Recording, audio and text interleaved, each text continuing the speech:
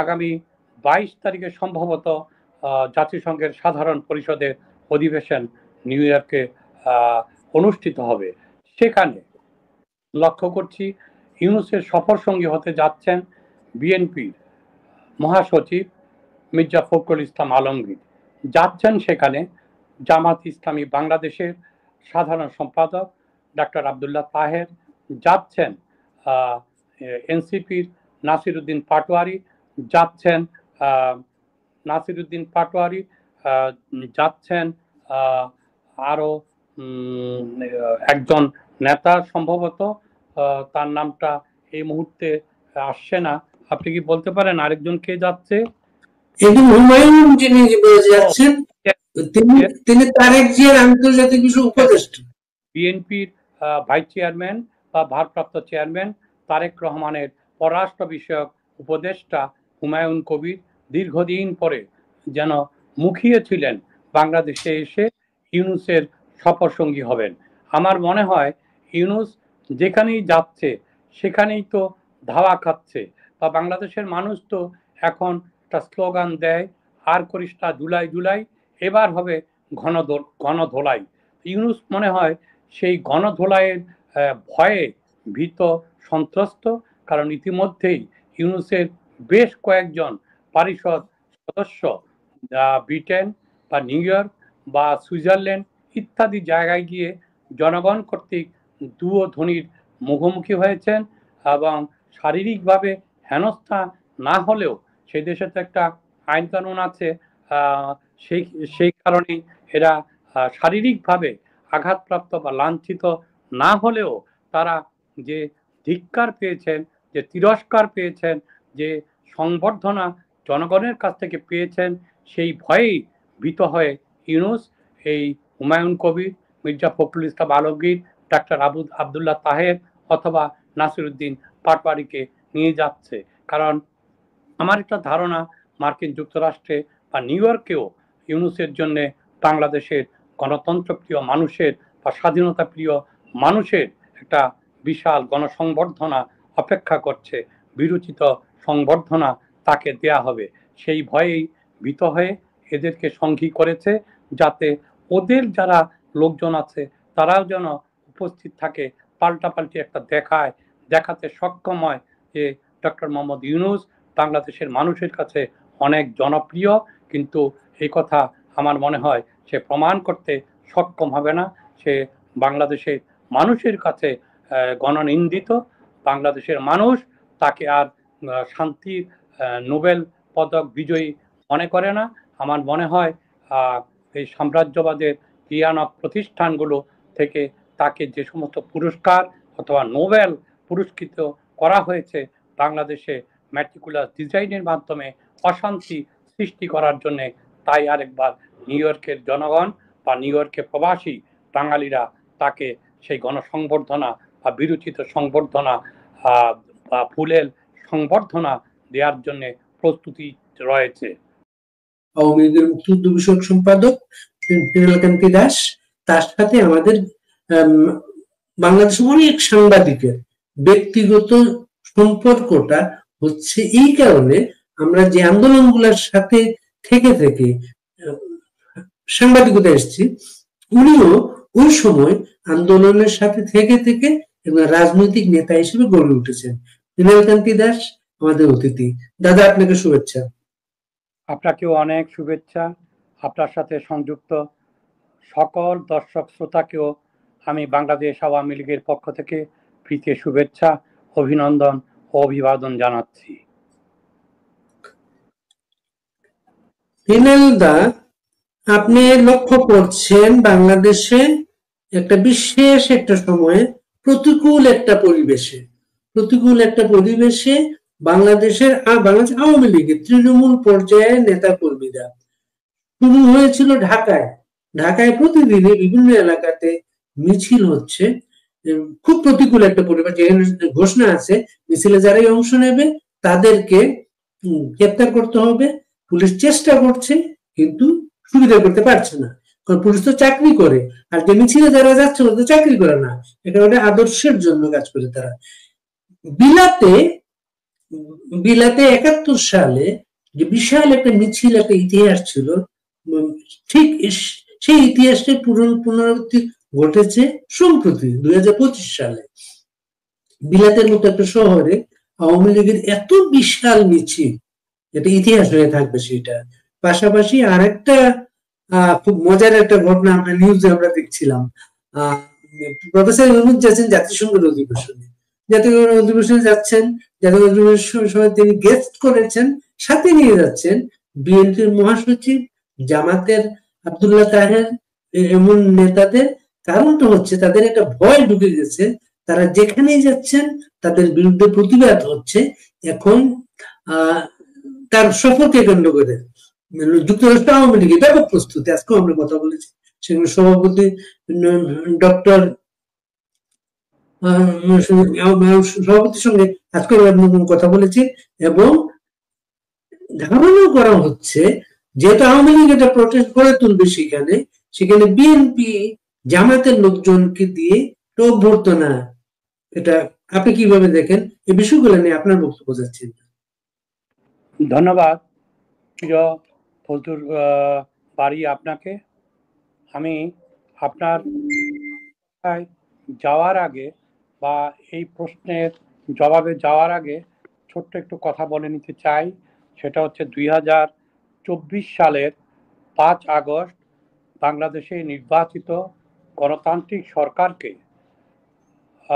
দেশ থেকে বাধ্য করার পর, অর্থাৎ মাননীয় প্রধানমন্ত্রী দেশরত্ন শেখ হাসিনাকে অস্ত্রের জোরে দেশ থেকে বের করে দেওয়ার পর বাংলাদেশে ইতিহাসে গণশত্রু ইউনূস, খুনি ফ্যাসিস্ট ইউনূস বাংলাদেশে যে দানবীয় দুঃশাসন চালাচ্ছে তার বিরুদ্ধে বাংলাদেশের জনগণ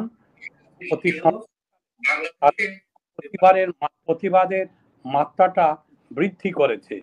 আমি এরকমভাবে বর্তমান সময়টাকে বিচার করি বা বিশ্লেষণ করি যে বাংলাদেশে আজ গণতন্ত্র, নির্বাচনে মানবাধিকার ভুলুণ্ঠিত, গণমাধ্যমের স্বাধীনতা লুপ্ত, ন্যায় বিচার ও আইনের শাসন দুঃস্বপ্নে পরিণত হয়েছে, আইন শৃঙ্খলা পরিস্থিতির চরম অবনতি, নারীর প্রতি চলছে নির্বিচারে সহিংসতা, ধর্ষণ নিত্য নৈমিত্তিক ব্যাপার হয়ে দাঁড়িয়েছে, চুরি ডাকাতি ছিনতাই রাহাজানি দস্যুতা এর কোনো সীমা পরিসীমা নেই, শিক্ষাঙ্গনে চলছে এক নৈরাজ্যকর পরিস্থিতি। অর্থাৎ যদি আমরা বলতে চাই যে বাংলাদেশে এখন আর সভ্য রাষ্ট্রের যে মানদণ্ডগুলো আছে তা একেবারেই যেন অনুপস্থিত হয়ে পড়ছে। ধর্মীয় সংখ্যালঘু এবং ক্ষুদ্র নৃজাতি গোষ্ঠীর উপর চরম অবমাননাকর বা নিপীড়ন চলছে, অর্থনৈতিক পরিস্থিতি ক্রমাগতভাবে নিম্নদিকে ধাবিত হচ্ছে, বেকারত্ব মারাত্মকভাবে বৃদ্ধি পাচ্ছে, দ্রব্য ঊর্ধ্বগতিতে, জনজীবন আজ নাভিশ্বাস উঠেছে, শিল্প কলকারখানা ক্রমাগতভাবে বন্ধ হয়ে যাচ্ছে। যদি অন্যভাবে বলি, মুক্তিযোদ্ধারা চরমভাবে নিপীড়িত হচ্ছে, যেখানে সেখানে তার মব সন্ত্রাসে শিকার হচ্ছে। জাতিগত আমাদের যে মহতি অর্জনগুলো ছিল তা প্রায় বিসর্জিত। স্বাধীনতা সার্বভৌমত্বের সূর্যটা আর কতদিন উদিত থাকবে তা বলাও কষ্টসাধ্য ব্যাপার হয়ে গেছে। কখনো কখনো মনে হয় 30 লক্ষ শহীদের রক্ত এবং 2 লক্ষ মা বোনের সম্ভ্রমানির বিনিময়ে অর্জিত স্বাধীনতা সার্বভৌমত্ব বা আমার সোনার বাংলা আমি তোমায় ভালোবাসি অথবা সবুজ জমিনে লাল সূর্য কথিত পতাকা আর কতদিন থাকবে তাও বলাটা কষ্টকর হয়ে দাঁড়িয়েছে। আমরা কি আবার পরাধীনতার শৃঙ্খলে আবদ্ধ হতে যাব? কয়েকদিন পর পরে শুনি সামরিক মহড়ার নামে সাম্রাজ্যবাদের মোড়ল তারা বিশাল বিশাল বিমান যোগে আমাদের দেশে আসছে। সেই বিমানে কি আসছে, কারা আসছে কিছুই বোঝা যায় না, কি নিয়ে আসে কি নিয়ে যায় কিছুটাই অনুমান করা যায় না। যাই হোক, এই সমস্ত প্রসঙ্গে পরে আসি। আপনি যে কথাটি আমাকে প্রথমেই বলেছেন, তার জন্যে আমি ব্রিটেন অর্থাৎ লন্ডন প্রবাসী সকল বাঙালি এবং সেখানে বিভিন্ন মানবাধিকার সংগঠন বা গণতন্ত্রপ্রিয় মানুষদেরকে বাংলাদেশ আওয়ামী লীগের পক্ষ থেকে ধন্যবাদ ও কৃতজ্ঞতা জানাই। তারা আবার জেগে উঠেছে 1971 সালে বাংলাদেশের মুক্তিযুদ্ধকালীন সময়ে এভাবেই প্রবাসী বাঙালিরা জেগে উঠেছিল। শুধুমাত্র ব্রিটেন নয়, সমগ্র ইউরোপের দেশ, সেটা ফ্রান্স, ইটালি, নরওয়ে, সুইডেন এবং অস্ট্রিয়া, এখানকার মানুষগুলো বাংলাদেশের গণতন্ত্রহীন মানবাধিকারহীন পরিস্থিতির বিরুদ্ধে ক্রমাগতভাবে সোচ্চার হচ্ছে। আমি পুনরায় প্রবাসী বাঙালি, ব্রিটেনে বসবাসরত, ইউরোপে বসবাসরত সকলকে বাংলাদেশ আওয়ামী লীগের পক্ষ থেকে শুভেচ্ছা ও অভিনন্দন জানাচ্ছি। আমার দৃঢ় বিশ্বাস এই ধারাটা অব্যাহত থাকবে যতদিন পর্যন্ত বিদেশি শক্তির ক্রিয়ানো পাশ্চাত্যের পাচাটা কুকুর খুনি ফ্যাসিস্ট ইউনূসের দুঃশাসনের কবল থেকে বাংলাদেশ ফিরে উদ্ধার করতে না পারবো বা ফিরে না আসবে, ততদিন ক্রমাগতভাবে এই আন্দোলন চলতেই থাকবে। আপনারা লক্ষ্য করে থাকবেন, অতি সম্প্রতিকালে ঢাকা মহানগর সহ বাংলাদেশের বিভিন্ন জেলা, উপজেলা, ইউনিয়ন, পৌরসভায় বাংলাদেশের জনগণ রাজপথে আবার গর্জে আসতে শুরু করেছে। রাজপথকে তারা কাঁপিয়ে তুলছে। এখন ইউনূসের লেলিয়ে দেওয়া কোনো বাহিনীকে তারা কোনো ধরনের সমীহ করছে না, পুলিশকেও তারা সমীহ করছে না। তারা বুক চিতিয়ে লড়াই করছে, যুদ্ধ করছে। শুধু এখানেই নয়, যদি মিছিল 1000 লোক দিয়ে শুরু হয়, বাস থেকে মানুষ জয় বাংলা স্লোগান দিয়ে সেই মিছিলগুলোকে স্বাগত জানায়। রাস্তার দুই পাশে দাঁড়িয়ে থাকা মানুষগুলো এখন মিছিলে অংশগ্রহণ করে। এক কথায় বলতে গেলে বাংলাদেশ আবার জেগে উঠেছে। তারা যে কোনো মূল্যে বঙ্গবন্ধু শেখ মুজিবুর রহমানের নেতৃত্বে যে বাঙালি জাতি স্বাধীনতা যুদ্ধের বিজয় ছিনিয়ে এনেছিল, যা ইউনূস হরণ করতে চায়, তার বিরুদ্ধে গোটা বাংলাদেশ আবার কেঁপে উঠছে, রাজপথ প্রকম্পিত করছে। আমি আশা করি বাংলাদেশের মানুষ তাদের অভীষ্ট লক্ষ্যে সেই দিন আর খুব বেশি দূরে নয়, যেদিন তারা পৌঁছে যাবে। প্রিয় ফজলুল বারী, আপনি হয়তো বা লক্ষ্য করে থাকবেন, আগামী 22 তারিখে সম্ভবত জাতিসংঘের সাধারণ পরিষদের অধিবেশন নিউ ইয়র্কে অনুষ্ঠিত হবে। সেখানে লক্ষ্য করছি ইউনূসের সফর সঙ্গী হতে যাচ্ছেন বিএনপির মহাসচিব মির্জা ফখরুল ইসলাম আলমগীর, যাচ্ছেন সেখানে জামাত ইসলামী বাংলাদেশের সাধারণ সম্পাদক ডাক্তার আব্দুল্লাহ তাহের, যাচ্ছেন এনসিপির নাসিরউদ্দিন পাটোয়ারি, যাচ্ছেন যাচ্ছেন আরো একজন নেতা, সম্ভবত তার নামটা এই মুহূর্তে আসছে না। আপনি কি বলতে পারেন আরেকজন কে যাচ্ছে? হুমায়ুন যিনি যাচ্ছেন, তিনি তারেক জিয়ার আন্তর্জাতিক বিষয় উপদেষ্টা, বিএনপির ভাইস চেয়ারম্যান বা ভারপ্রাপ্ত চেয়ারম্যান তারেক রহমানের পররাষ্ট্র বিষয়ক উপদেষ্টা হুমায়ুন কবির দীর্ঘদিন পরে যেন মুখিয়েছিলেন বাংলাদেশে এসে ইউনূসের সফর সঙ্গী হবেন। আমার মনে হয় ইউনূস যেখানেই যাচ্ছে সেখানেই তো ধাওয়া খাচ্ছে, বা বাংলাদেশের মানুষ তো এখন একটা স্লোগান দেয়, আর করিস না জুলাই জুলাই, এবার হবে গণধোলাই। ইউনূস মনে হয় সেই গণধোলাইয়ের ভয়ে ভীত সন্ত্রস্ত, কারণ ইতিমধ্যেই ইউনূসের বেশ কয়েকজন পরিষদ সদস্য ব্রিটেন বা নিউ ইয়র্ক বা সুইজারল্যান্ড ইত্যাদি জায়গায় গিয়ে জনগণ কর্তৃক দুর্ধ্বনির মুখোমুখি হয়েছেন, এবং শারীরিকভাবে হেনস্থা না হলেও সেই দেশে তো একটা আইন কানুন আছে, সেই কারণেই এরা শারীরিকভাবে আঘাতপ্রাপ্ত বা লাঞ্ছিত না হলেও তারা যে ধিক্কার পেয়েছেন, যে তিরস্কার পেয়েছেন, যে সংবর্ধনা জনগণের কাছ থেকে পেয়েছেন, সেই ভয়েই ভীত হয়ে ইউনূস এই হুমায়ুন কবির, মির্জা ফখরুল ইসলাম আলমগীর, ডাক্তার আবদুল্লাহ তাহের অথবা নাসিরুদ্দিন পাটোয়ারিকে নিয়ে যাচ্ছে। কারণ আমার একটা ধারণা, মার্কিন যুক্তরাষ্ট্রে বা নিউ ইয়র্কেও ইউনূসের জন্য বাংলাদেশের গণতন্ত্রপ্রিয় মানুষের বা স্বাধীনতা প্রিয় মানুষের একটা বিশাল গণসংবর্ধনা অপেক্ষা করছে, বিরোচিত সংবর্ধনা তাকে দেয়া হবে। সেই ভয়েই ভীত হয়ে এদেরকে সঙ্গী করেছে, যাতে ওদের যারা লোকজন আছে তারাও যেন উপস্থিত থাকে, পাল্টাপাল্টি একটা দেখাতে সক্ষম হয় যে ডক্টর মোহাম্মদ ইউনূস বাংলাদেশের মানুষের কাছে অনেক জনপ্রিয়। কিন্তু এই কথা আমার মনে হয় সে প্রমাণ করতে সক্ষম হবে না। সে বাংলাদেশের মানুষের কাছে গণনিন্দিত। বাংলাদেশের মানুষ তাকে আর শান্তির নোবেল পদক বিজয়ী মনে করে না।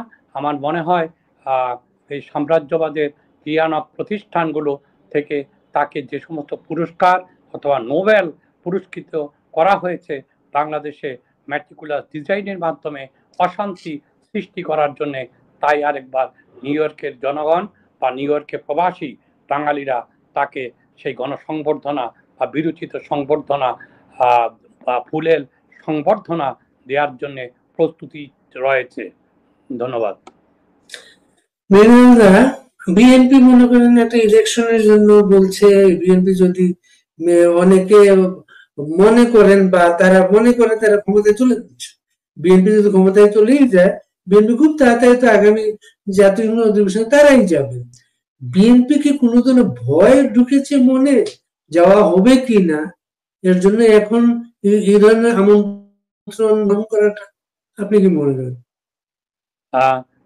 প্রিয় ফজলুল বারী, অদ্ভুত উটের পিঠে চলেছে স্বদেশ লিখেছিলেন সম্ভবত কবি শামসুর রহমান, তাই না?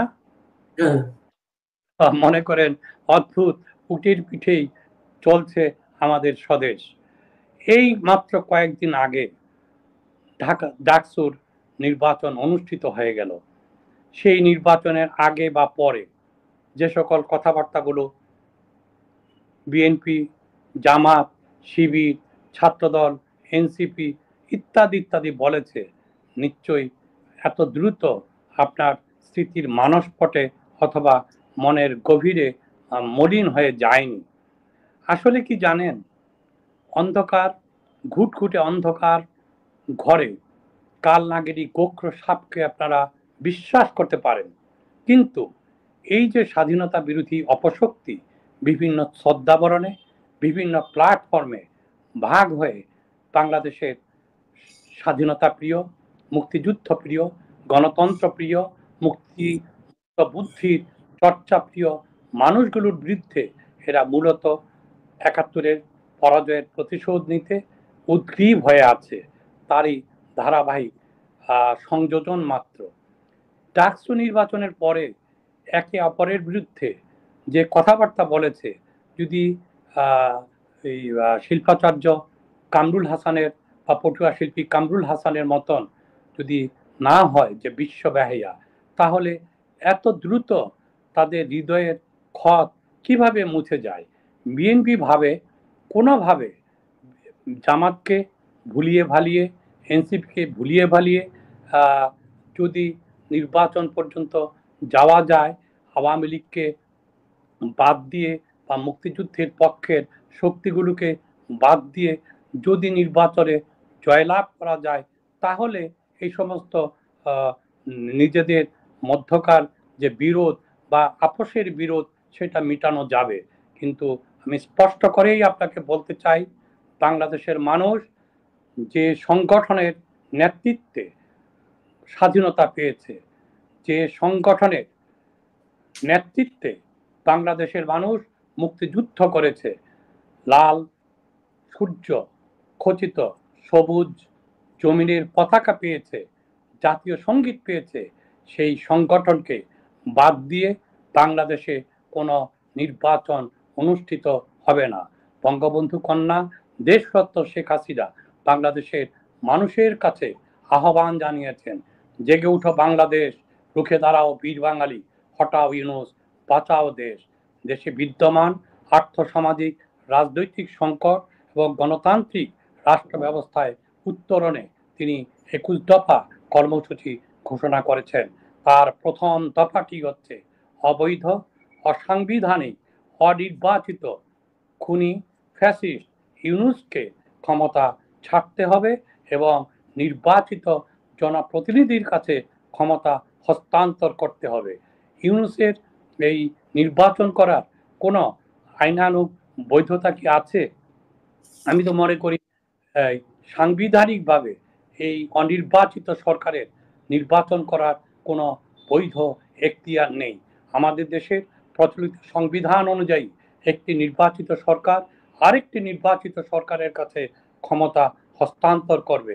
ইউনূস সংবিধানের 106 ধারা মোতাবেক অর্থাৎ সুপ্রিম কোর্টের যে রেফারেন্সের ভিত্তিতে তিনি তার বৈধতা দাবি করেন, তার স্পষ্টতেই উত্তর হচ্ছে এই, আমাদের দেশের জাতীয় সেনাবাহিনী, যে সেনাবাহিনী পৃথিবীর ইতিহাসে নজিরবিহীন এক ঘটনার মধ্য দিয়ে জন্ম হয়েছে, অর্থাৎ আমাদের সুমহান মুক্তিযুদ্ধের মধ্য দিয়ে এই জাতীয় সেনাবাহিনী 1971 সালে 21 নভেম্বর গঠিত হয়েছিল। সেই জাতীয় সেনাবাহিনী আইএসপিআর থেকে একটি বিজ্ঞাপন বা বিবৃতি মাধ্যমে জানানো হয়েছিল তদানীন্তন সময়ে আত্মরক্ষার প্রয়োজনে আপনারা এটা জানেন বা দেশবাসী জানে যে মব সন্ত্রাসীরা চিফ জাস্টিসের বাড়িতে আক্রমণ করেছিল। চিফ জাস্টিস পিছনের দুয়ার দিয়ে বের হয়ে ক্যান্টনমেন্টে তিনি আশ্রয় নিয়েছিলেন। মাননীয় প্রধান বিচারপতি শহীদুল ইসলাম এবং তার সাথে ছিলেন সিনিয়র জাস্টিস এনায়েতুর রহিম। অতএব সুপ্রিম কোর্টের ফুল ডিভিশন বেঞ্চই তো আদালতে বসেনি। এর থেকে কি প্রমাণিত হয় না ইউনূস মিথ্যাচার করে? অর্থাৎ আমাদের দেশে তো এখন মিথ্যাচারের একটা সংস্কৃতির বিপ্লব চলছে। সেই মিথ্যাচারের উপর ভিত্তি করে ইউনূস শপথ গ্রহণ করেছে, যা সংবিধান বহির্ভূত। এই কারণেই ইউনূস অবৈধ এবং এই কারণেই ইউনূস এখতিয়ার বহির্ভূত নির্বাচন যদি করতে হয় আগে নির্বাচিত জনপ্রতিনিধিদের কাছে ক্ষমতা হস্তান্তর করতে হবে।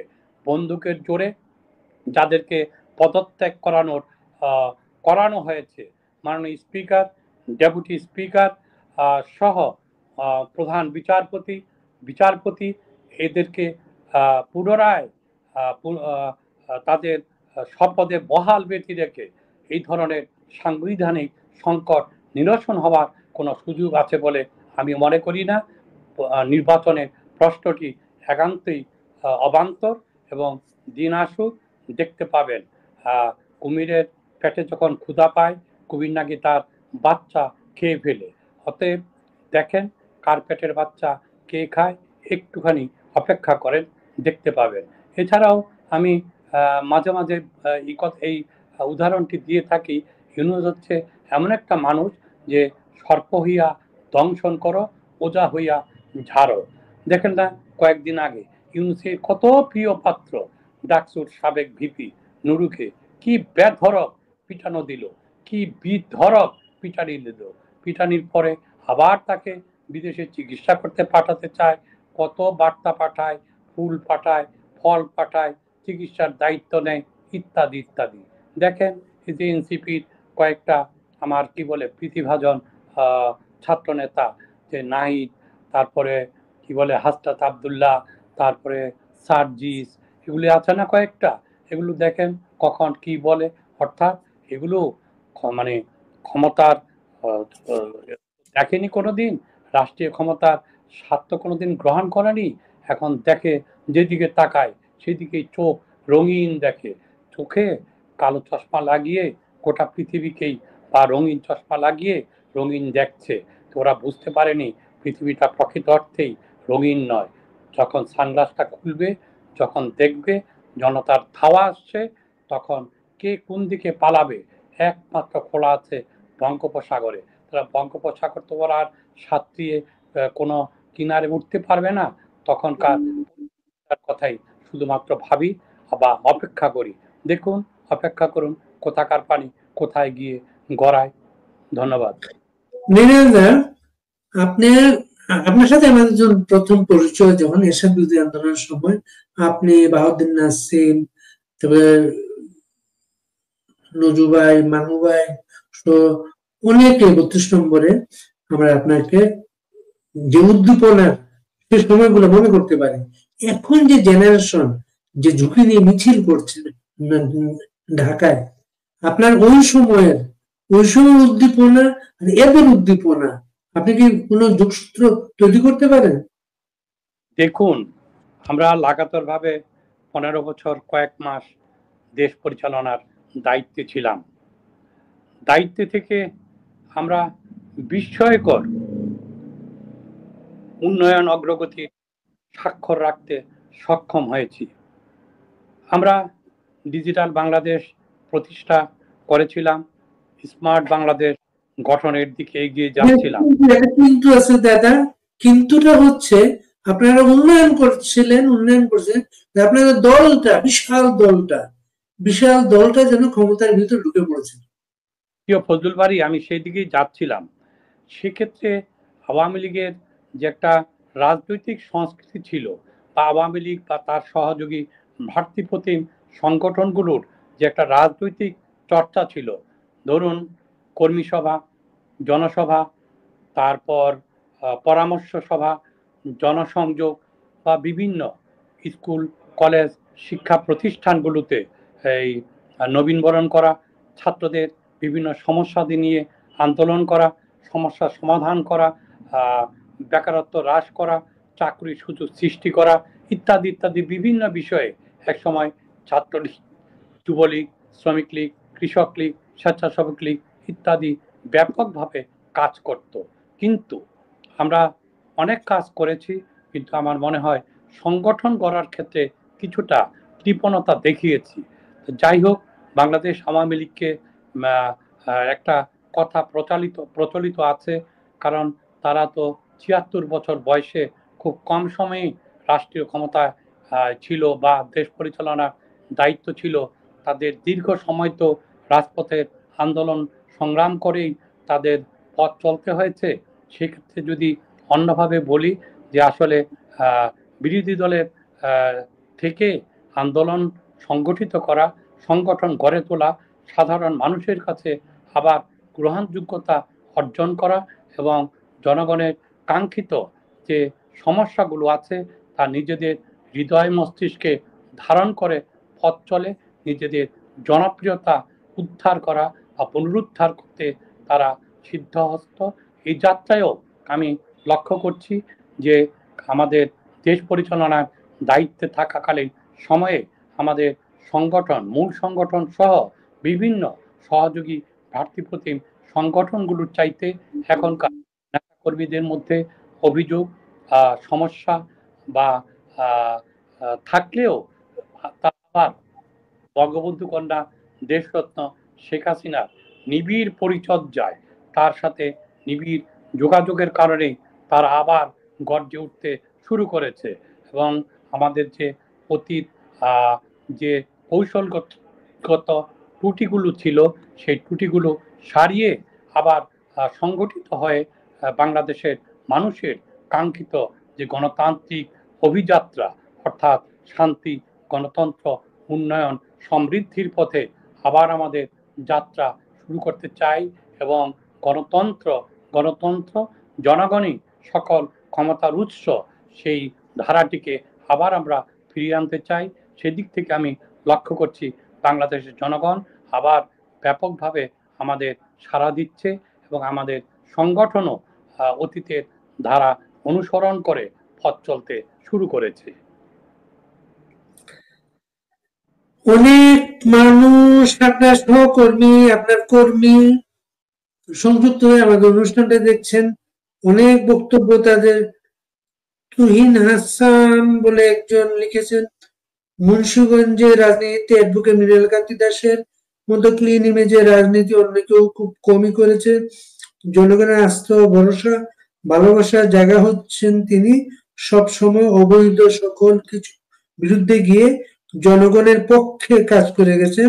এর জন্য বহুবার রাজনীতির মিথ্যা শিকারেও পড়তে হয়েছে, মুন্সিগঞ্জের সাধারণ মানুষ তার প্রতি আস্থা রাখবে প্রচুর আপনার পক্ষে, আপনার জন্য আজকে অনেক সমর্থন এখানে আছে। আর একটা বলি যে 1981 থেকে 96 সাল পর্যন্ত লিখছেন মেহেদী হাসান রতন, 96 পর্যন্ত বাংলাদেশ আওয়ামী লীগের জন্য মোটের সুখকর ছিল না। তদানীন্তন দেশরত্ন শেখ হাসিনা আপাকে আজকে শেখ হাসিনা তৈরি করতে যেসব নেতা আপার ভ্যানকার হিসেবে কাজ করে আওয়ামী লীগকে এ পর্যায়ে নিয়ে এসছেন, বাংলাদেশ পক্ষের মানুষ আপনাদের কাছে আমরা চিরকৃতজ্ঞ। এগুলো পাশাপাশি আমরা শুনবো, এগুলা পরে আলাপ করবো। আর একটা অভিজ্ঞতা আমরা পাই এই কাজগুলো করতে গিয়ে, যেমন হচ্ছে আপনাদের সাধারণ সম্পাদক হচ্ছেন ওবায়দুল কাদের, আওয়ামী লীগের যতটুকু আমরা জানি কাউন্সিল না হওয়া পর্যন্ত তিনি সাধারণ সম্পাদক। আমি সাধারণ সম্পাদককে যখন আমরা আনি, অনলাইনে আনি, অনেক লোকজন আপনাদের নেতা কর্মীরা খুব ক্ষোভ প্রকাশ করেন। এই মূল্যায়ন গুলা কি আপনারা করতে শুরু করেছেন? প্রিয় ফজলুল ভাই, আমি আপনার কথার মাধ্যমে জানতে পারলাম হয়তোবা আমাদের কোনো একজন শুভান্যুদায়ী একটি কমেন্টস করেছেন, তার মধ্যে একটি লাইন শেখ হাসিনার ভ্যানগার্ড বা শেখ হাসিনা যখন দুঃসময়ে ছিলাম, আমি তখন তার একজন নিছক কর্মী ছিলাম। আমি তার জন্যে বা সংগঠনের জন্যে কতটুকু অবদান রাখতে পেরেছি জানি না, তবে আমার আপনার ওই শুভান্যুদায়ীটা অনেকে অনেকে একটা ছড়া কেটেছেন এই বিষয়ে। ছড়াটা এরকম, শেখ হাসিনার মৃণাল আপনার পাশে চিরকাল। যাক, ধন্যবাদ। তবে প্রিয় ফজলুল বাড়ি, আমি যে কথাটি বলতে চাই, আমি আমার এলাকায়ও আমার দলের ভিতর থেকে অনেক ধরনের বিরোধিতার সম্মুখীন হয়েছি। তারা অনেক সময় বাস্তবতা বিবর্জিত, কল্পিত, মিথ্যা বিভিন্ন অভিযোগ দিয়ে বা কখনো কখনো ধর্মীয় সংখ্যালঘু সম্প্রদায়ের মানুষ হওয়ার কারণে তারা আমাকে বিব্রতকর আচরণে ফেলে দিত। কিন্তু তখন আমি বলতাম, বক্তৃতা করে বলতাম যে আমি মানুষ, আগে আমার ধর্ম নয়, আগে আমার পরিচয় হচ্ছে আমি মানুষ। মানুষ হিসাবে আমি মানুষের সেবা কতটুকু করতে পারি সেটাই হচ্ছে আমার প্রধান বিবেচ্য বিষয়। আমি আমার এলাকায় বুক ফুলিয়ে বক্তৃতা করতাম, আমি সুদ খাই না, ঘুষ খাই না, দুর্নীতি করি না, জুলুম করি না, অত্যাচার করি না, অবিচার করি না, অন্যায় বিচার করি না, নদীর বালুদস্যুতা করি না, জলদস্যুতা করি না, ভূমিদস্যুতা করি না, চাঁদাবাজি করি না, টেন্ডারবাজি করি না, কাউকে কাজ করে দিয়ে 2 পয়সা হারাম আমি আমার পকেটে উপার্জন করি না, ঠিক বালু কণাও আমি হারাম অর্জন করি না। এটা আমি আমার এলাকার মানুষের কাছে প্রকাশ্যে বক্তৃতা দিয়ে বলতাম। আরেকটি কথা আমি বলতাম, আরেকদিনও আমি বলেছি, আজও বলি, আমার সেই কথাটি হচ্ছে এই, আমি এমন রাজনীতি করব না বা করতে চাই না, আওয়ামী লীগ যদি রাষ্ট্রীয় ক্ষমতায় থাকে তাহলে বিএনপির নেতাকর্মীরা বা আওয়ামী লীগের বিরুদ্ধ রাজনৈতিক শক্তিরা ঘরে থাকবে না, বাড়িতে থাকবে না, এলাকায় থাকবে না, ব্যবসা বাণিজ্য করতে পারবে না, শিল্প কলকারখানা করতে পারবে না। এই রাজনীতি আমি করতে চাই না। আবার এও আমি বলেছি, বিএনপিও যদি কোনোদিন ক্ষমতায় আসে, তারাও যে আওয়ামী লীগের নেতাকর্মীদের উপর অন্যায়, অত্যাচার, জুলুম, নিপীড়ন, তাদের কন্যা সন্তানদের প্রতি ভ্রুকুটি ইত্যাদি ইত্যাদি, এই রাজনীতি আমি চাই না। অর্থাৎ আমি চেয়েছিলাম যে রাজনীতির যে একটা সহনশীল পরিবেশ, সেই পরিবেশটা সৃষ্টি করতে। তার ফলশ্রুতিতে আমার এলাকায় গত 15 বছরে মানুষ শান্তিতে ছিল, স্বস্তিতে ছিল। দল মত নির্বিশেষে মানুষকে আমি সমান চোখে দেখে তাদের সেবা করার চেষ্টা করেছি। দুর্ভাগ্য, আমার এই দৃষ্টিভঙ্গির কারণে আমার দলের অভ্যন্তর থেকেও আমাকে অনেক সময় বলা হতো এটা বিএনপি জামাতের প্রশ্রয়দাতা, আশ্রয়দাতা। আমি এমনটাই ছিল, কখনোই ছিল না। আদর্শিক বিরোধিতা ছিল, রাজনীতির মতানৈক্য ছিল, ওরা ওদের রাজনীতি করেছে, আমি আমার রাজনীতি করেছি, জনগণের কাছে বিচার দিয়েছি, জনগণের সামনে আমি আমার বক্তব্য তুলে ধরেছি, জনগণের ইচ্ছার উপর ছেড়ে দিয়েছি, জনগণ যেটা ভালো মনে করে সেটাই করবে। সেই কারণেই আমি মনে করি মুন্সিগঞ্জ এবং গজারিয়ার মানুষ বা মুন্সিগঞ্জ জেলার মানুষ আমাকে ভালোবাসে, তাদের প্রিয়জন মনে করে।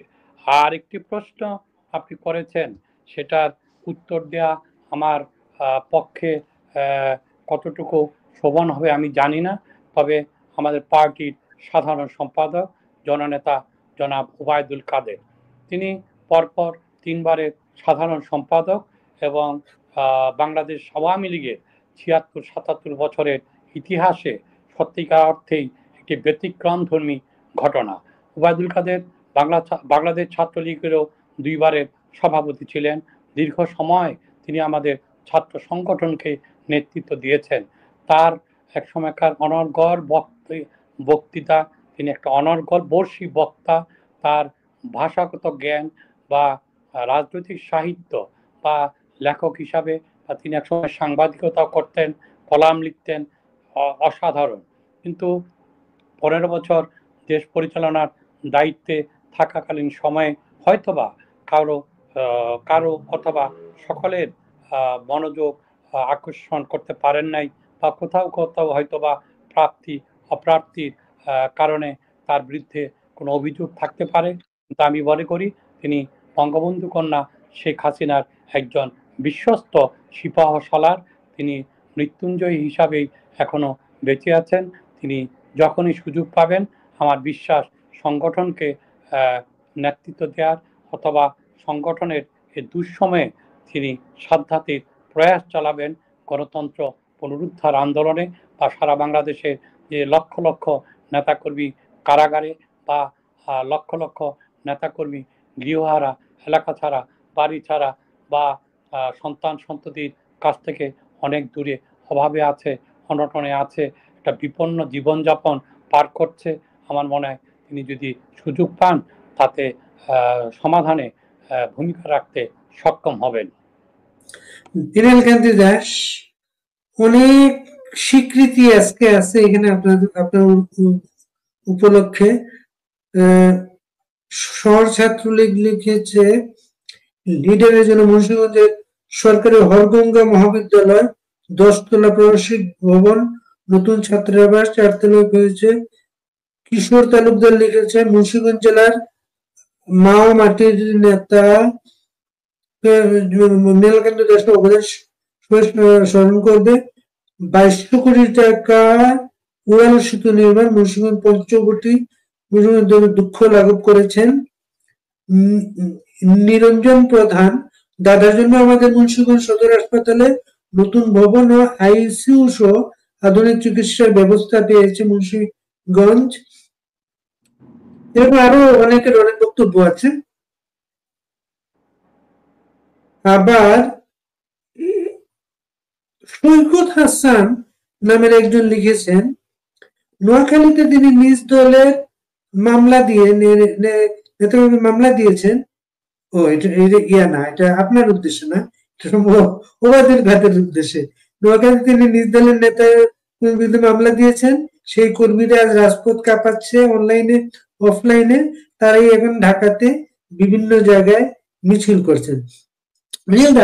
আপনার বক্তব্যে একটা পয়েন্ট আমি রেখেছি, এটা ধর্মীয় সংখ্যালঘু সম্প্রদায়ের সদস্য হওয়ার কারণে আপনি কখনো কখনো বিরূপ অবস্থায় পড়েছেন। আওয়ামী লীগকে আমরা একটা অসাম্প্রদায়িক দল হিসেবে ভাবতে অভ্যস্ত, এবং এখন পর্যন্ত যদিও আওয়ামী লীগ 2008 ইলেকশনে নিরঙ্কুশ সংখ্যাগরিষ্ঠতা পাওয়া সত্ত্বেও 72 সংবিধানের ফেরত আসার অনেক কিছু কাজ করা সত্ত্বেও সংবিধানের যে ইসলামীকরণ যেগুলা ছিল এগুলাতে আওয়ামী লীগ কিন্তু টাচ করে নেই। আপনার অভিজ্ঞতা কি বলে যে আওয়ামী লীগের ভেতরও এমন কোন ধারা তৈরি হয়ে গেছে যারা অসাম্প্রদায়িক আওয়ামী লীগকে প্রতিনিধিত্ব করে না? আহ, প্রিয় বাড়ি ভাই, প্রথমে এলাকায় যাই। আমরা আমাদের মুন্সিগঞ্জ জেলাটি 3টি নির্বাচনী এলাকা নিয়ে গঠিত। সিরাজদিঘা শ্রীনগর, লৌহজং টঙ্গিবাড়ি, গজারিয়া মুন্সিগঞ্জ। আমরা এই 3টি আসনেই একবার আওয়ামী লীগ দলীয় 3 জন ছিলাম, আরেকবার বিকল্প ধারার মহাসচিব মাহি বি চৌধুরী ছিল। আমরা 3 জনেই এই ঐক্যবদ্ধভাবে এই এলাকায় উন্নয়নমূলক কর্মকাণ্ড পরিচালনা করতাম।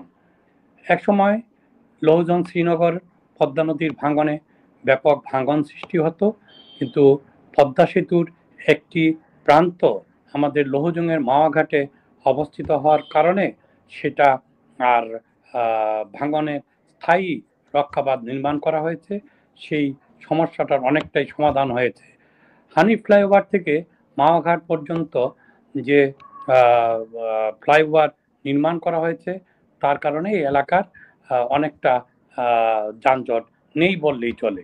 আবার সনবাড়ি থেকে একেবারে মুন্সিগঞ্জ পর্যন্ত আমরা 4 লেন রাস্তা বানানোর পরিকল্পনা গ্রহণ করেছিলাম, এবং এখানকার যতগুলো স্টিল স্ট্রাকচারের ব্রিজ ছিল, সবগুলো ব্রিজকে আমরা উইথড্র করে আমরা কংক্রিটের 4 লেন ব্রিজ করতে সক্ষম হয়েছিলাম। আমাদের আরেকটি পরিকল্পনা ছিল মুক্তারপুর ব্রিজ থেকে পঞ্চবটি পর্যন্ত ফ্লাইওভার নির্মাণের জন্য মাননীয় প্রধানমন্ত্রী শেখ হাসিনার কাছে আমি সংসদে বক্তৃতা করতে গিয়ে এই দাবিটি জানিয়েছিলাম। তাৎক্ষণিকভাবেই তিনি এই দাবিকে স্বীকৃতি দিয়ে কয়েক মাসের মধ্যেই 2250 কোটি টাকা দিয়েছিলেন, এবং আমরা উদ্বোধন করে এসেছিলাম। ইতিমধ্যেই এই সড়কটির প্রায় 80% নির্মাণ কাজ সম্পন্ন হয়েছে। আমরা চেষ্টা করেছিলাম আরেকটি পরিকল্পনা, একনেক অনুমোদনও দিয়েছিল আমাদের রামপাল, ঐতিহ্যবাহী রামপাল ইউনিয়নের মাছ দিয়ে মুন্সিগঞ্জ সদর উপজেলার মেঘনা নদীর পার পর্যন্ত একটি 6 লেন সড়ক, এখানে মেঘনা নদীর উপর আরেকটি ব্রিজ নির্মাণ করা, যার ফলে মংলা পোর্ট থেকে পদ্মা সেতু হয়ে মেঘনা সেতু পার হয়ে চট্টগ্রাম পোর্টের সাথে তার দূরত্ব কমে আসতো। আমরা মুন্সিগঞ্জে অনেক কিছু স্থাপনা করেছি। মাননীয় প্রধানমন্ত্রীর একটি পরিকল্পনা ছিল, যেটা আমাদের ধারাবাহিকতাটা আসতে একটু বিলম্ব হয়েছে। এখানে একটি পাবলিক ইউনিভার্সিটি এবং আমাদের একটি পাবলিক মেডিকেল কলেজ স্থাপন করার। তো যাই হোক, সেগুলো পরিকল্পনায় ছিল, হয়তোবা ভবিষ্যতে আমরা যদি সুযোগ পাই তা আবার বাস্তবায়ন করতে সক্ষম হব। আর গজারিয়ার মানুষের সাথে আমাদের সড়ক যোগাযোগ স্থাপন করার জন্য মেঘনা সেতুর উপর একটা ব্রিজ স্থাপন করার যেমন কথা ছিল, তদ্রূপভাবে আমরা একটি ফেরি সার্ভিস চালু করেছিলাম। তা আনফর্চুনেটলি গাড়ি ঘোড়া কম থাকার কারণে সে ফেরি সার্ভিসটি আমরা চালু করতে পারিনি। আর আমরা একটা নদী আছে, সেই নদীটির উপরে ব্রিজ নির্মাণ করার পদক্ষেপ গ্রহণ করেও করতে পারেনি, কারণ এই মেঘনা সেতুটা বাস্তবায়ন হবে সেই অ্যালাইনমেন্টের জন্য আমাদেরটা পিছনে পড়ে গেছে। তবে আমরা এটা দৃঢ়তার সাথে বলি যে জ্ঞান, বিজ্ঞান, শিল্প, সাহিত্য, সংস্কৃতি ইত্যাদি বিষয়ে যে ঐতিহাসিকভাবে আমাদের মুন্সিগঞ্জ তথা ইসলামপুর জেলা যেন একটা সেই ব্রিটিশ উপনিবেশিক শাসন আমল থেকেই অগ্রবর্তী জেলা ছিল, সেই জেলার প্রতিটি স্কুল এবং প্রতিটি কলেজে আমরা 5 তলা করে ন্যূনতম একটি বা একাধিক ভবন নির্মাণ করতে সক্ষম হয়েছি।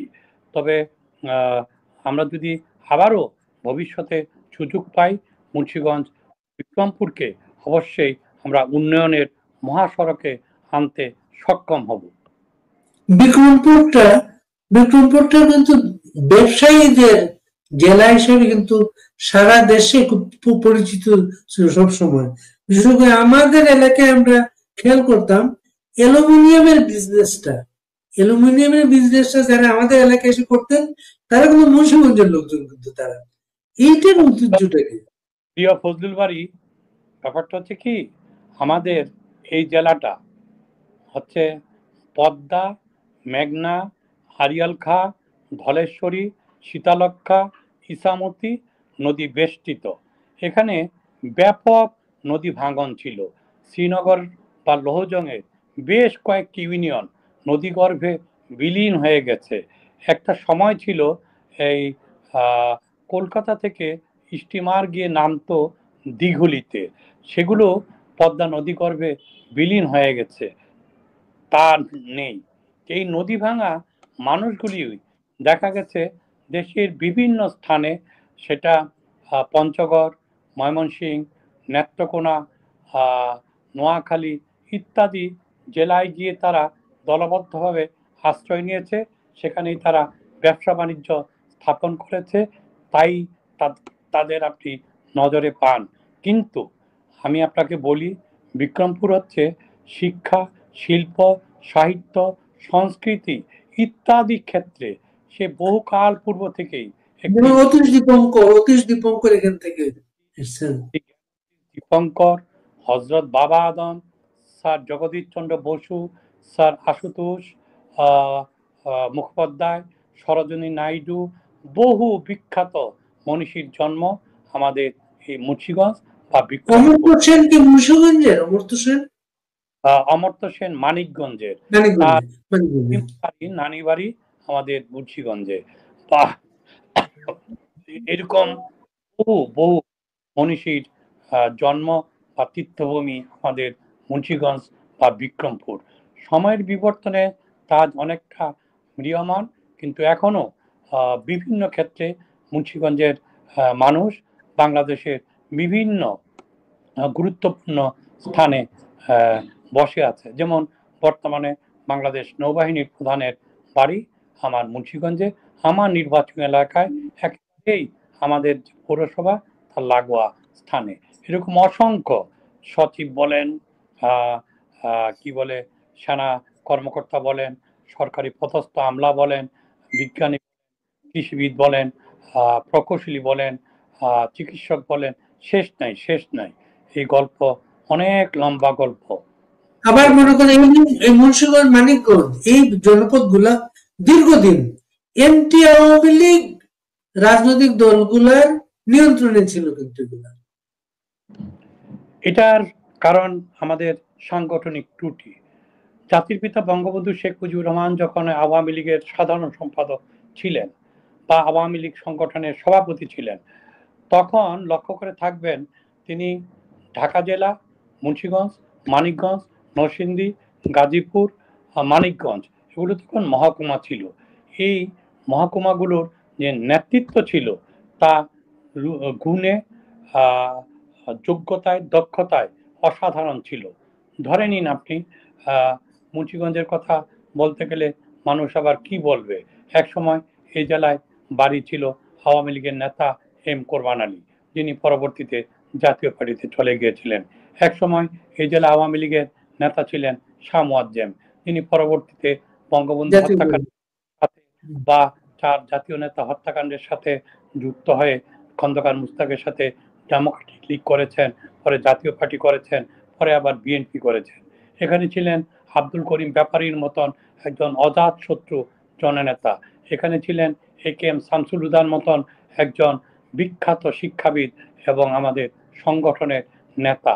এমন অসংখ্য নেতা ছিলেন আমাদের এই সংগঠনে।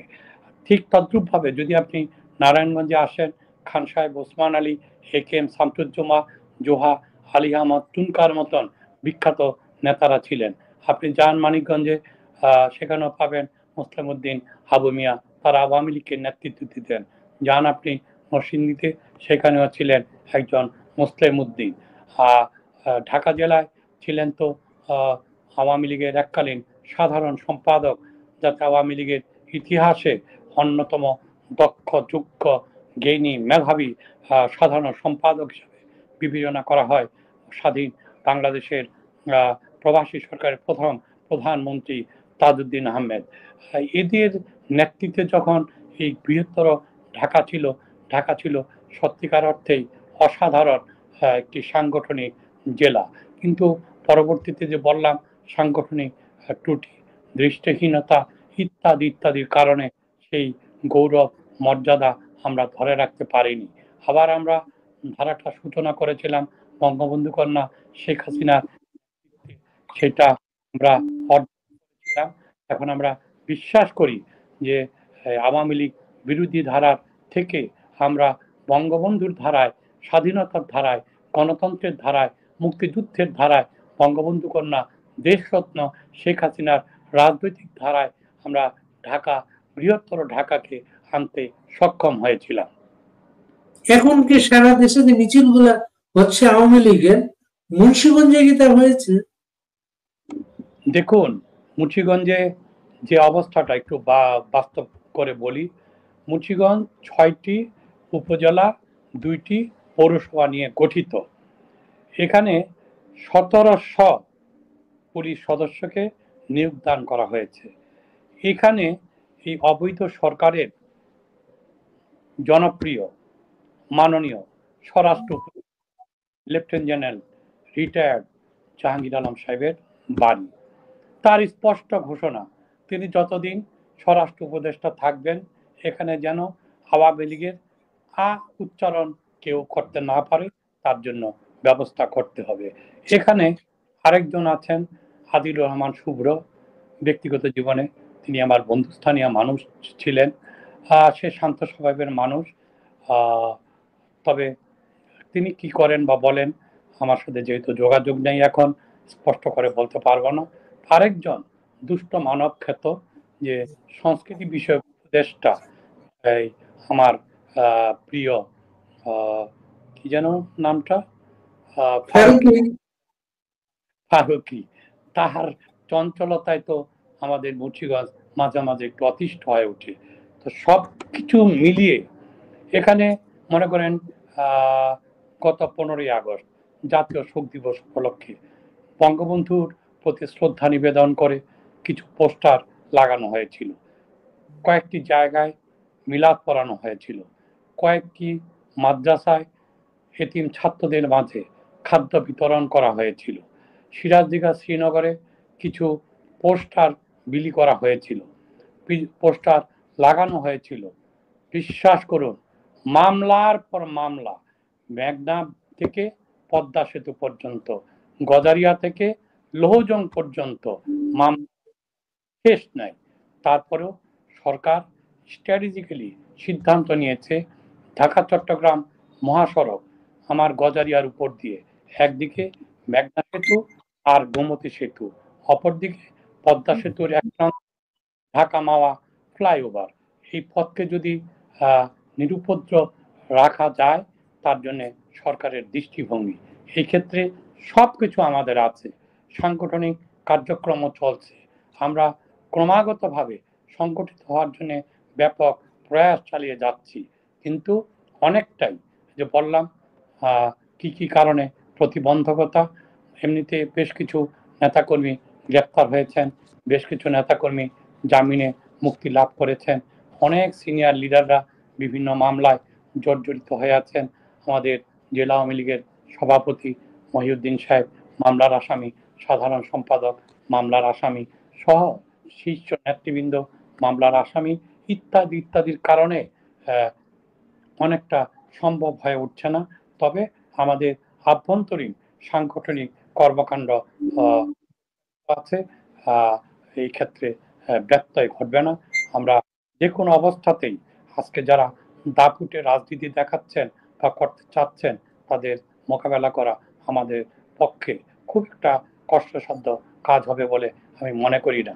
যদি প্রশাসন নিরপেক্ষ থাকে, আইন শৃঙ্খলা রক্ষাকারী কর্তৃপক্ষ নিরপেক্ষ ভূমিকা পালন করে, বা আওয়ামী লীগ তো বর্তমান সময়ে সাংগঠনিক কার্যক্রম নিষিদ্ধ এবং নির্বাচন কমিশন আমাদের নিবন্ধন পর্যন্ত বাতিল করেছে, ছাত্রলীগকে কার্যক্রম নিষিদ্ধ করেছে, নিষিদ্ধ করেই তারা ক্ষান্ত হয়নি, অব্যাহত দমন পীড়ন গ্রেপ্তার নির্যাতন চলছেই। এমনকি আওয়ামী লীগের নেতাকর্মীদের যদি নাও পাওয়া যায়, তাও তাদের পরিবার আত্মীয় স্বজনদেরকেও গ্রেপ্তার করে নানাবিধ নিপীড়নমূলক পরিস্থিতির মুখোমুখি হতে হয়। সুতরাং ভয়ের কোনো কারণ নেই, শঙ্কার কোনো কারণ নেই। আমাদের বৃহত্তর ঢাকা আবার জেগে উঠবে, সাংগঠনিক কর্মকাণ্ড নিবিড়ভাবেই। আমরা আসলে বেশি কথা বলেছি, আপনাকে মুন্সিগঞ্জের নেতা না, আপনি আমাদের জাতীয় নেতা, আওয়ামী লীগের মুক্তিযুদ্ধ বিষয়ক সম্পাদক। এই যে আপনার দলটাকে কোনোভাবে ইলেকশন করতে দেবে না ঘোষণা দিয়ে রেখেছে, আইন উপদেষ্টার বক্তব্যের একটা প্রেস কার্ড আজকে অনলাইনে দেখলাম, ওইখানে উনি বলেছেন আওয়ামী লীগ যদি নির্বাচন করার সুযোগ পায় দেশটাকে আবার দোজক বানাবে। মানে ওনার বক্তব্যে স্পষ্ট, নির্বাচন করার সুযোগ পেলেই কি ভোটাররা ভোট দেওয়ার সুযোগ পেয়ে যাবে, এর জন্য আওয়ামী লীগকে ইলেকশন করতে দেওয়া হবে না, দোজক বানাবে। কি জবাব দেবেন? প্রিয় ফজলুল বাড়ি, কি বলবো বলুন? চেনা মানুষগুলো এখন অনেকটা অচেনা হয়ে গেছে। এই আইন উপদেষ্টা, তাকে আমি চিনি প্রায় 4 দশক ধরে। আমাদের বিচিন্তার সহকর্মী। বিচিন্তায় লিখতেন, বিচিত্রায় লিখতেন। বিচিন্তার আগে তিনি খবর গ্রুপের বর্তমান দিনকাল, ছায়াছন্দ, এই কাগজগুলাতে তখন তার লেখা নজরুল ইসলাম নামে ছাপা হতো। আসিফ নজরুল নামেও লিখতেন। তো তার আসিফ নজরুল বিচিন্তায় আসার পরে আর কি। তার আমি লেখার ভক্ত ছিলাম। ছোট ছোট বাক্যে তিনি তার লেখাটা সেরে থাকেন, যেটা আমি কোনোদিন পারলাম না। আমার লিখতে গেলেই লাইন লম্বা হয়ে যায়, কথা বলতে গেলেও অনেকটা লম্বা হয়ে যায়। সেই আসিফ নজরুলকে দেখলাম গণজাগরণ মঞ্চে, অসমাপ্ত আত্মজীবনী, এসবের ভূয়সী প্রশংসা করতেন এক সময়। Right right. গণজাগরণ মঞ্চেরও একজন সংগঠক ছিলেন, জাহানারা ইমামেরও খুব ঘনিষ্ঠ মানুষ ছিলেন। যে বললাম, ওই আদালতে গোলাম আজমের পক্ষে উকিল ছিলেন তিনি। তারপরে আবার না, কারণ হচ্ছে গোলাম আজমের পক্ষে উকিল হতে কেউ রাজি হচ্ছিল না, তখন তাকে রাজি করানো হয়, শাহরিয়ার কবির তাকে রাজি করান, এবং এর পুরস্কার হিসেবে পরে তিনি বিচিত্রায় চাকরি পেয়েছিলেন। যাই হোক, এটা আমি এখন যেমনটা আর কি করা হচ্ছে, যে অভিযুক্ত যদি অনুপস্থিত থাকেন বা আইনজীবী নিয়োগ না করেন, রাষ্ট্রপক্ষ একজন আইনজীবী নিয়োগ করেন। যাই হোক, সেই মানুষটির কোথায় যে বিচ্যুতিটা ঘটলো, কেন যে ঘটলো, তা আমার অনুমানে থাকলেও আমি সেটা বলতে চাই না। বিচ্যুতি না, মনে বিচ্যুতি না, আসলেই তিনি ওই মানুষটাই ছিলেন, আমাদের সঙ্গে অভিনয়টা করে দিয়েছে। মানে আমরা ধরতে পারিনি, হয়তোবা আমরা হয়তো ধরতে পারিনি, শ্রদ্ধাবরণে ছিলেন, হতে পারে। তাকে আমি আবার একসময় বিএনপি ছাত্র দলের ডাকসাইটে যারা নেতা, তাদেরও খুব ঘনিষ্ঠ ছিলেন। তাদের অবির বন্ধু ছিলেন, এবং অবিকে নায়ক করে ঈদ সংখ্যা বিচিত্রায় নিয়ে একটা উপন্যাস লিখেছিলেন। শুধুমাত্র তাই নয়, সানাউল হক নিরু, বাবলু, শফিক, অভি, মালেক সহ সকলের সাথে তিনি ঘনিষ্ঠ ছিলেন, আমার যতটুকু মনে পড়ে। যাই হোক, তো আসিফ নজরুল যে কথা বলেছেন, সেই কথাই তো তার উত্তর পাওয়া যায়। আওয়ামী লীগকে যদি নির্বাচনে আসতে দেয়া হয়, তাহলে জনগণ যদি ভোট দেয়, তারা তো জনগণের ভোটাধিকারের জন্যই নাকি আন্দোলন করেছেন, সংগ্রাম করেছেন, লড়াই করেছেন। জনগণকে ভোট দিতে দেয়নি বলেই তো আওয়ামী লীগকে ফ্যাসিবাদী বলা হয়, ফ্যাসিস্ট বলা হয়, তাই না? তাহলে তারা কি হবেন তখন? তারা কি তখন ডাবল ফ্যাসিস্ট হবেন, বা ট্রিপল ফ্যাসিস্ট হবেন, বা টু দি পাওয়ার 4 ফ্যাসিস্ট হবেন? যদি আওয়ামী লীগ এদেশের 76-77 বছর বয়সী একটি রাজনৈতিক দল, যে দলটি বাঙালি জাতির ইতিহাসে সকল মহতী অর্জনে নেতৃত্ব দিয়েছে, যেই সংগঠনটিতে শেরেবাংলা, একে ফজলুল হক, মাওলানা আব্দুল হামিদ খান ভাসানী, হোসেন শহীদ সোয়ার্দি, মাওলানা আব্দুর রশিদ তর্কবাগীশ, সর্বকালের সর্বশ্রেষ্ঠ বাঙালি জাতির পিতা বঙ্গবন্ধু শেখ মুজিবুর রহমান, যে সংগঠনকে আজ নেতৃত্ব দিয়ে চলেছেন সার্থক পিতার সার্থক উত্তরসূরি, গর্বিত পিতার গর্বিত কন্যা দেশরত্ন শেখ হাসিনা